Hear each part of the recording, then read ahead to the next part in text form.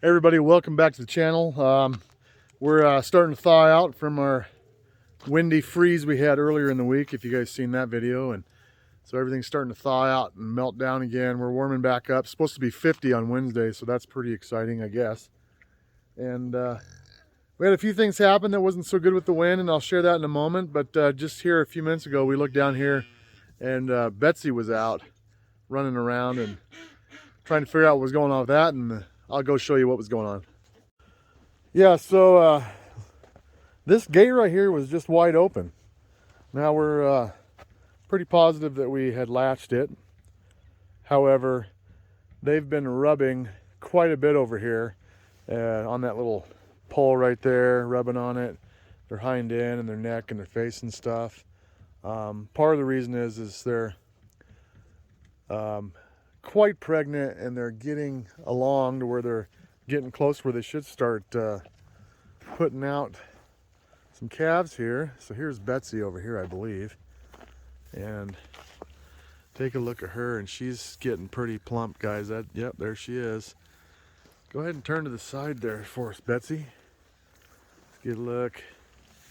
So she is just about due, and you can see it in the back there. I don't know if you guys got a good look. Maybe I'll go in there and take a peek, but she's starting to widen back there a little bit and loosen up. So we're hoping for some action here in a week or two. So here's old Big Mama, and we're kind of expecting her to go along pretty soon too.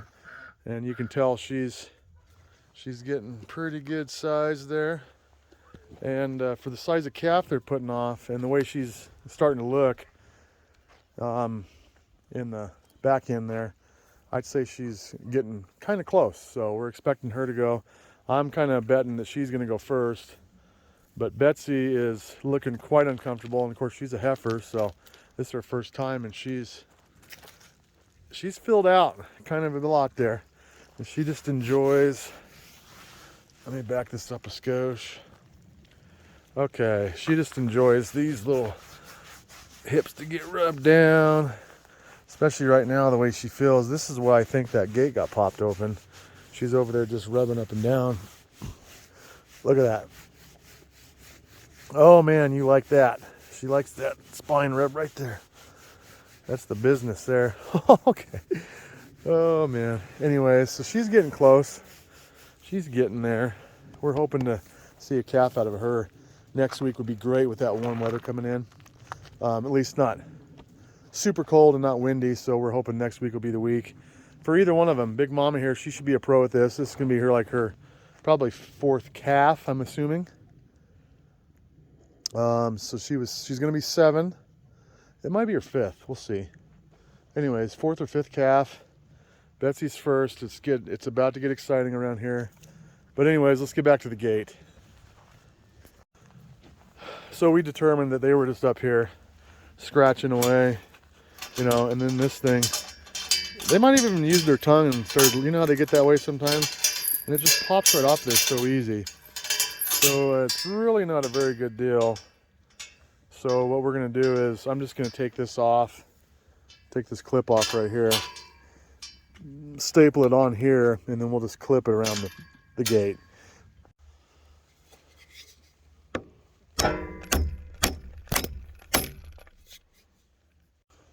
Okay, moving along to what I was talking about earlier with that wind, the problems it caused. It has to do with the chickens, and if I can get some shots here, we've got some chickens with some frostbites, so they had a bad night. Let's go check it out. Okay, let's get in here on this rooster right here. Is the one that had it kind of bad. If I can get closer here, you can see on his comb and the discoloration and some of the dead skin where it blacked out. And yeah, he does that little number there, waddles his head. He's in a little bit of pain from it, I think, and I'm expecting some of that to fall off, so not very good. Some of the chickens had some similar things going on. The other rooster did too. Let's see if I can find him. There he is. They're a little active right now, so it's a little hard to get in on them here, but yeah, you can see if he'll cooperate. Right there at the, I don't know if you can see that. All right, calm down, roost. Okay, you can see, well, right down there at the bottom and on top of the comb, that has been frostbit. And I'm glad it's not any worse than that. If I get that other rooster a little bit closer, you'll see it really good. And he got it quite a bit worse than this one. Let's go see if we can find some chickens here. There we go. Now we got a little better shot here. And you can kind of get a real good idea there. What's going on with him. He had some on the side of his comb too. Some surface stuff going on. It was all blistered the first morning and it turned dark and I guess the skin died. Anyways, not terrible, I guess, but could have been a lot worse. Okay, here's a little chicken. And you can tell, yeah, see, he's got some discoloration on his comb going on. It's not as bad as the rooster. So that's promising. He must have, or well, she must have been in a little bit better spot than he was. But I'm still concerned that she's going to lose part of that comb there. But maybe not. We'll see what happens. And a lot of these other ones, they just had little bits. Let's see.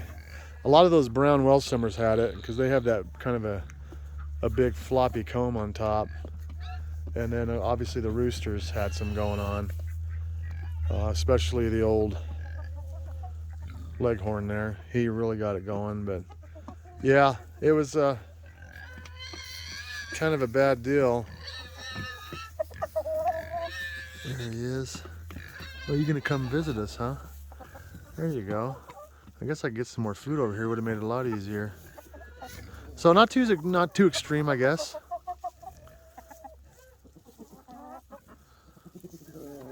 But there's definitely some area on the front here that coming down below his beak there that's probably gonna die off, I imagine. So I have to say I was pretty disappointed, and you know, I should have took some more precautions for the wind. I didn't realize it was gonna get that windy, and you know, they had a rough night and I felt pretty bad about it. I could have come down and put up a couple boards on the windy sides of this building where there's some cracks, obviously, through the old milled lumber. And lesson learned, I'll make sure that doesn't happen again. See, the thing is, in the summer, I enjoy having the airflow come through here.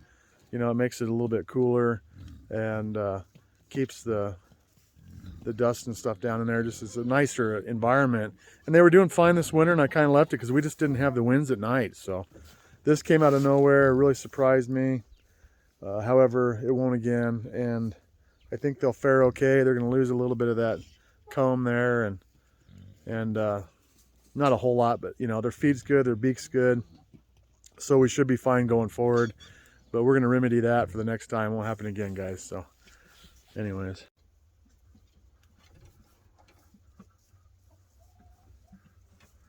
So you can kind of see here, as I'm showing you this, if this one will turn its head again, that little spot of frostbite right there.